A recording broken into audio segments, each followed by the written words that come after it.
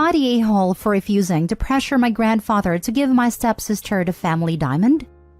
Context. I am 25 female. My parents have been divorced for 15 years. My dad has been married to his wife, Laura, for 10 years. Laura has 2 daughters, Katie 26 female and Sam 22 female. My dad is very close to Katie and Sam and considers them to be daughters to him. The grandfather I'm referring to is my dad's father. My grandfather has a diamond that belonged to my great-grandmother, and it's something of a family miracle, since my grandfather managed to find it after World War II. Unfortunately, he lost his mother and sister in the war, so he saved the diamond to be for the next woman in the family, to be set into an engagement ring. Now, my grandfather has a thing about blood and family. Namely, if you're not blood, you can be family, but you're not in the family. And I'm pretty sure this is somewhat related to his trauma, but it might be a generational thing. Because of this distinction, his aunts were not allowed to use the diamond for their wives' rings, because then the diamond would belong to the wife and the wife is not blood. I am his only biological granddaughter, so it was always presumed that the diamond would go to me. I got engaged last year and I didn't end up using the diamond for the ring. The diamond was not a color or the cut of the style I wanted, and my grandfather knew that. He offered to have the diamond recut, but I begged him not to because it is very valuable, and I know how much it means to him. So, he agreed that when I get married, he will set it into a necklace to be worn on my wedding day instead. Now, Katie is going to get engaged soon, and my dad is likely to be asked to walk her down the aisle. Laura asked my grandfather to give her the diamond for Katie's ring, since she is basically my father's daughter. My grandfather said, and I quote, "Not even over my dead body," and that the diamond will stay in the family. That said, Laura, my dad, and Katie are now extremely upset. My dad suggested maybe I could ask my grandfather to let them use the diamond, since I hadn't used it for a ring anyway and that he considers Katie part of his family and will be forever. So it should be okay for her to have it, especially since she is older, so the first woman as it were. My grandfather would probably relent if I asked him, but I said no, because I would feel too guilty. That diamond is all my grandfather has left of a family he lost in the most horrific circumstances when he was 9 years old. They don't even have graves. That stone is literally all he has to remember them. What right do any of us have to dictate what he does with it? Katie, Laura, and my dad have all been texting and calling about how hurt they are, that I'm letting my grandfather exclude Katie from the family, and that I already have a ring. Why can't I just help my grandfather soften and let Laura and her kids be part of the family? I'm holding firm on it for now, but should I be? Now for the top comments. The diamond is all my grandfather has left of a family he lost in the most horrific circumstances when he was 9 years old. They don't even have graves. That stone is literally all he has to remember them. What right do any of us have to dictate what he does with it? Not the a-hole. I love you for this. For this statement alone, the diamond should go to you. Allow him to set it in a necklace and wear it all the time. It will make your grandpa happy. Not the a-hole. Reading between the lines, it seems your grandfather lost his family specifically because of their blood/genealogy. It makes sense that his own survivors matter so much to him. Not the a-hole. As much as they may be upset, it's not theirs. Your grandfather wants it to go to someone genetically related to him, not to someone brought into the family by marriage. His reasoning is exactly the same reason he didn't give it to the women marrying into the family. Grandpa has a right to say no. Your dad and stepsisters will just have to get over it. The hard truth is that they are not his grandchildren. They are step-grandkids, and family heirlooms don't typically pass down to stepchildren, especially with an older generation. And they became his step-kids as teens. It's not like he's been in their lives since they were babies. They likely didn't grow up viewing him as their grandfather at all, and while he may like them, they aren't his grandkids by blood or by social convention given their ages. Even if the kids had been adopted at birth, it wouldn't matter. They still wouldn't be blood relatives.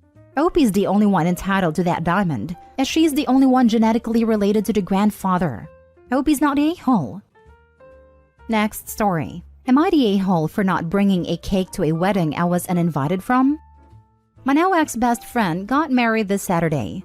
I was supposed to be the maid of honor, but she removed me from the wedding over a dispute regarding my makeup, hair, and disinterest in the wedding. She uninvited me from the wedding after I told friends my side of the story. I was responsible for the cake at the wedding but canceled the order because I was uninvited and wanted to be reimbursed for all of my investments in this wedding. I told the bride I wasn't going to bring the cake over for them, The new maid of honor went to pick up the cake and learned that I had canceled the order. They were able to get another cake, but it apparently wasn't as nice. The bride, groom, and my sister who attended told me it was unfair to cancel the cake. My sister thinks I should have let them enjoy their special day, and then later discussed getting my money back.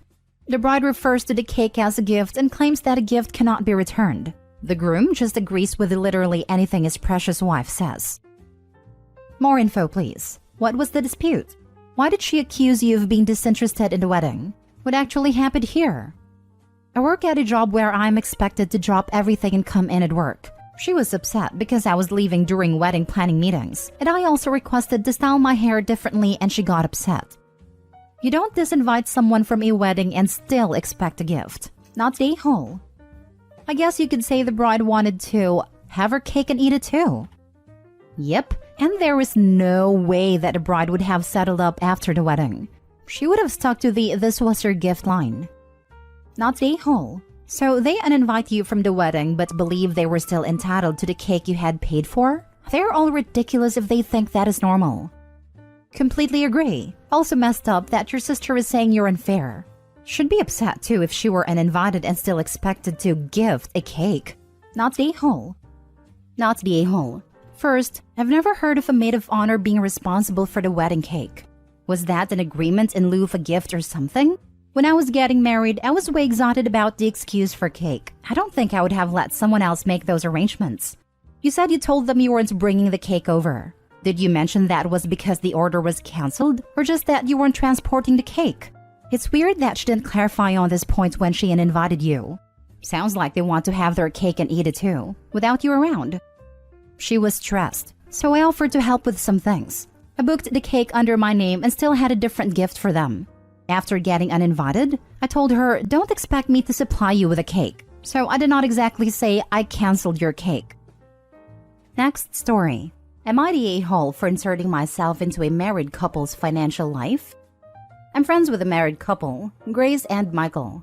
Grace and I went out to drink a few days ago, just the two of us. We talked a bit about inflation and finances, and she confessed to me that she barely has any money, and it makes her feel really vulnerable. Turns out, they mostly live off of her income, and Michael, who makes over 2.5 times as much as Grace, puts almost all of his income into savings. He also asks Grace to transfer any of her bonuses or extra money into that savings account. The problem is that Grace has no access to that account. She told me she asked for it in the past, but Michael just said she already has access to their shared checking account. That is strictly for their monthly expenses, so it's fine. Grace told me that she feels like she should have access to that account too, or at least have a little extra in her own personal account. So if anything happens to Michael, she doesn't have to wait months to access the money. She told this to Michael too, but he dismissed her and said nothing will happen to him. I told Grace that this is really not okay, and she should demand access to that account. It's her money too, and it's not right that only Michael has access to it. I was very strong about this, and made her promise that she will make Michael give access to her. She seemed very relieved that I agree with her, and find her concerns more than reasonable. Now on to the problem. Currently, Michael is throwing a fit at me for inserting myself into their financial life, saying it's none of my business. He says that over 85% of the money was put into the savings account by him, and whatever Grace put there was just to compensate for the things Michael paid for alone in the past. Yes, he is right that is none of my business, but my close friend came to me saying she feels vulnerable because at 30 years old, she only has about 500 euros in her name, despite having a well-paying job. Of course, I will tell her this isn't right and encourage her to stand up for herself. But since I'm friends with Michael too, I don't know. Am I the a-hole? Now for the top comments.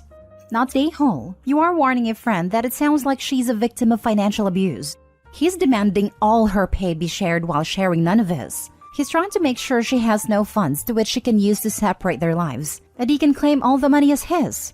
She needed a huge wake-up call, and he's just mad you've shown her his true colors. I agree. Finally, we did the opposite. As my wife has little income, I made sure to put my life insurance in her name, and our joint savings account is in her name too. I want her to feel secure and have as much financial autonomy as possible given the circumstances. We save together, support each other. All the income is ours in my opinion. I feel like for a married couple, all income should be our money too. If that doesn't work for every couple, that is perfectly fine. Just keep totally separate accounts. I feel like it's one or the other. OP's friend's husband is trying to have it both ways. He just wants all the money. There is no reason for her to have a well-paying job and feel like she's broke all the time. OP, you were just validating what your friend already knows. Not the a-hole, but the husband sure is.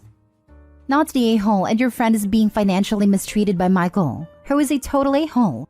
Grace needs her own savings account to put her extra money into. This is not a marriage. Why does Michael think he deserves exclusive access to the extra money? If this is the way it's going to be, they should just keep separate finances for everything. It's an all-or-none situation. This sounds like one of those situations where the wife finds out her husband has a secret family or something. Or is deeply in debt, or gambling it all away, or has a secret drug habits or something. So many other awful and expensive things. She doesn't have access to the account because he is lying to her about what the account is for, and likely how much money is in it. Last story. Am I the a-hole for doing a background check on my boyfriend? My boyfriend and I have been dating for 3 months. Even though it's early days, I really thought he was the one. He is nice, attentive, funny, and attractive, and I'm getting older, and I thought he must be the one I have kids with and settle down with. But he doesn't drive, which is very strange in my city. The public transportation is really bad, and most people would opt for a car over an apartment because at least they would be able to get around. Only people who work from home or were in poverty wouldn't have a car, and he makes good money and works 15 minutes away from where he lives by car, so it made no sense. He shows up at dates by asking his friends for rides or asking me to pick him up. We live close by, so I didn't mind, but I asked him about it and he said cars are expensive and he didn't want to pay for one. But then he has trouble getting around and complains about how expensive Ubers are. One day, I found out that my state has a website of public crimes and decided to put in his name. A wall of offenses came up, and it matched his first, middle, and last names as well as his year of birth. He has 5 DUIs and has a court date for a pending one in a week.